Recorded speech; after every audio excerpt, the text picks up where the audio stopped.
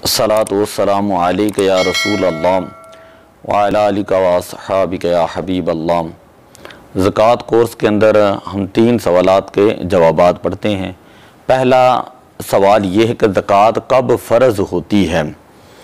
तो उसका जवाब ये है कि जिस तारीख़ को कोई शख्स निसाब का मालिक बने, चाँद के हिसाब से 1 साल बाद उसी तारीख़ को अगर वो साहिब निसाब है तो उसके ऊपर ज़कात अदा करना फ़र्ज़ है। अब अदायगी के अंदर अगर वो ताख़ीर करता है तो वो गुनाहगार होगा। उम्मुल मोमिनीन अम्मा आयशा सिद्दीक़ा रज़ियल्लाहु तआला अन्हा से मरवी हैं, फरमाती हैं हुज़ूर अलैहिस्सलातु वस्सलाम ने इरशाद फरमाया, ला ज़कात फ़ी मालिन हत्ता यहूला अलैहिल हौल, जब तक माल के ऊपर 1 साल न गुज़रे तो उसकी ज़कात फ़र्ज़ नहीं होती। सुनन इब्न माजा हदीस नंबर 1792। क्या ज़कात रमज़ान में फ़र्ज़ होती है? आम तौर पर लोग यही समझते हैं कि ज़कात रमज़ान में फ़र्ज़ होती है। तो जवाब यह है कि अगर रमज़ान से पहले किसी महीने में ज़कात फ़र्ज़ हो, मसलन कोई शख्स पहली बार 15 शाबान 1442 हिजरी को निसाब का मालिक हुआ, इस साल 15 शाबान 1443 हिजरी को मुकम्मल हो गया, तो ऐसे शख्स को यानी यही साल अब आ गया 1443 हिजरी 15 शाबान ये आ गया, अब ये इसका साल जो है वो मुकम्मल हो चुका है, 42 से 43 तक जो है ये साल मुकम्मल हो गया। तो ऐसे शख्स को रमज़ान आने तक ज़कात की अदायगी को मौखर करना जायज़ नहीं, बल्कि 15 शाबान ही को वो ज़कात अदा करेगा। अगर यह रमज़ान मुबारक की फ़जीलत हासिल करना चाहता है तो इसका तरीक़ाकार ये है, आइंदा साल की ज़कात का हिसाब लगाए और इस रमज़ान को जो है वो अदा कर दें। इसी तरह अगर कोई शख्स जो है उसका ये तरीक़ाकार है कि वो साल भर वक्तन फ़वक्तन शरई फ़ुक़रा को देता रहता है, अब वो साल मुकम्मल बाद में हो रहा है, तो उसकी ज़कात का क्या तरीका होगा? तो उसका जवाब ये है कि जितनी उसने ज़कात साल भर दी है उस तमाम को अकाउंट करें। अगर वो अकाउंटिंग जो साल भर उसने दे दी है वो और जो उसके ऊपर ज़कात बनती है, अगर ये बराबर बराबर हैं तो फिर इसका फ़र्ज़ अदा हो गया। लेकिन अगर इसने ज़्यादा अदा कर दिए साल के अंदर, अब ये हिसाब लगा रहा है तो इसके ऊपर ज़कात कम बनती थी, तो जो ज़्यादा अदा किया वो उसको अगले साल की ज़कात के अंदर जो है वो प्लस करेगा, मिला देगा। इसी तरह तीसरी सूरत यह है कि इसने साल भर ज़कात दी, अब हिसाब लगाया तो अब ये जो इसकी ज़कात है वो इसकी ज़कात कम बनती है, इसने कम जो है शरई फ़ुक़रा को ज़कात दी है, तो अब जितनी कम है उतनी जो है ये ज़कात अदा करेगा। हज़रत अब्बास रज़ियल्लाहु ताला अन्हु ने नबी अकरम सल्लल्लाहु अलैहि वसल्लम से सवाल किया, फ़ी ताजील सदाक़ातिहिम क़ब्ल अन तहिल्ला, कि साल पूरा होने से पहले क्या कोई शख्स ज़कात अदा कर सकता है? फ़रख़्ख़स लहू फ़ी ज़ालिका, तो हुज़ूर अलैहिस्सलातु वस्सलाम ने अपने चाचा हज़रत अब्बास रज़ियल्लाहु ताला अन्हु को इस बात की इजाज़त इनायत फरमाई। जामे तिर्मिज़ी हदीस नंबर 678। इसी तरह एक अहम तरीन मसला ये है कि बाद लोग ये समझते हैं कि पता नहीं हर माल का अलग अलग हिसाब लगाया जाएगा, सोने का अलग है, चांदी का अलग है, रुपये पैसे का अलग है, सामान तिजारत का अलग है। तो उसका जवाब ये है कि नहीं, हर एक का अलग अलग हिसाब नहीं लगाया जाएगा। जब साल मुकम्मल हो जाए तो सोना चांदी रुपया पैसा सामान तिजारत इन तमाम को जमा करके उसमें से ज़कात का जो है वो हिसाब जो है वो लगाया जाएगा। इसी तरह ज़कात कितनी अदा करनी चाहिए, ये बड़ा अहम सवाल होता है। तो उसका जवाब ये है कि 1/40 यानी 2.5% जो है वो ज़कात अदा करना ज़रूरी होता है। 1 लाख में से 2,500 रुपये ज़कात अदा करना फ़र्ज़ है, लाजिम है।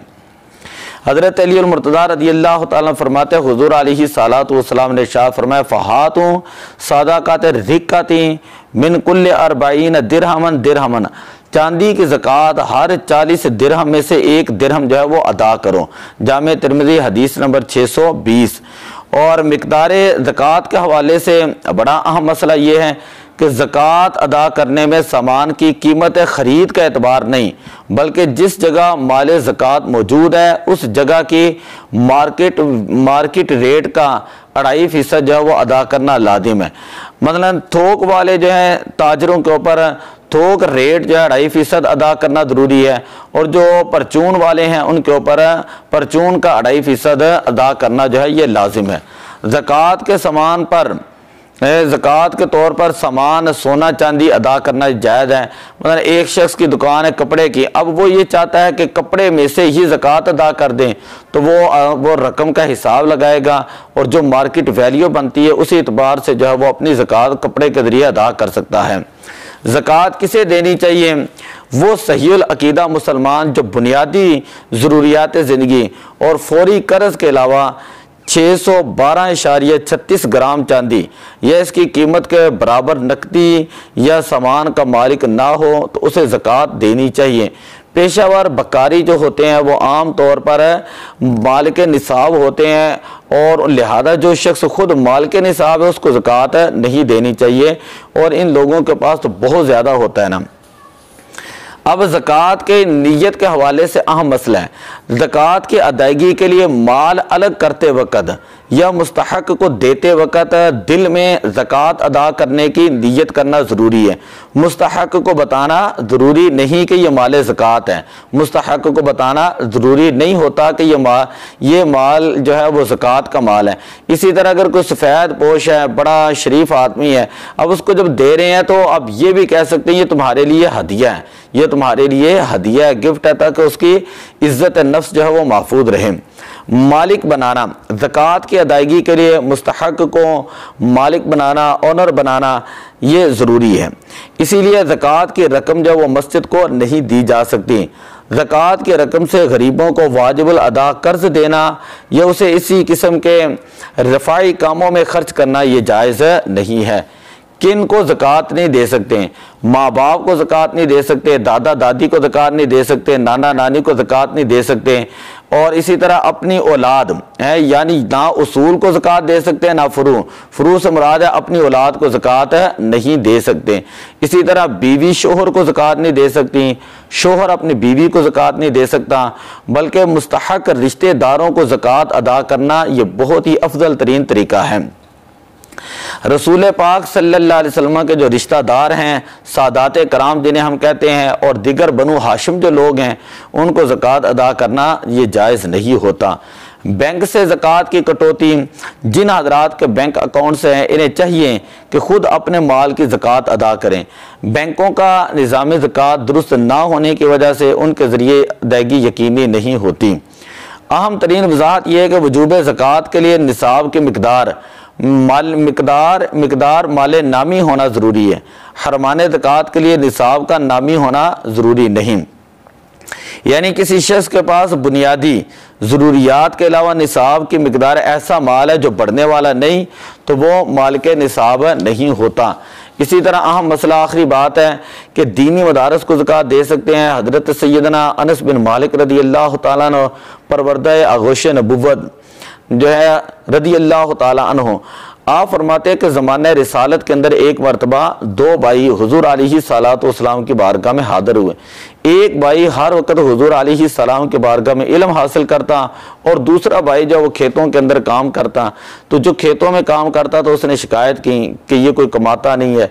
तो हुजूर अलैहिस्सलातु वस्सलाम ने इरशाद फरमाया लअल्ला का तुरज़ाकु बिही, शायद कि तुम्हें रिज़्क़ जो वो भी अल्लाह ताला इसके दीन हासिल करने की बरकत से जो है वो देता है, इसके सबब जो अल्लाह ताला तुम्हें रिज़्क़ देता है। तो इसलिए दीनी मदारस इस्लाम के कलड़े होते हैं।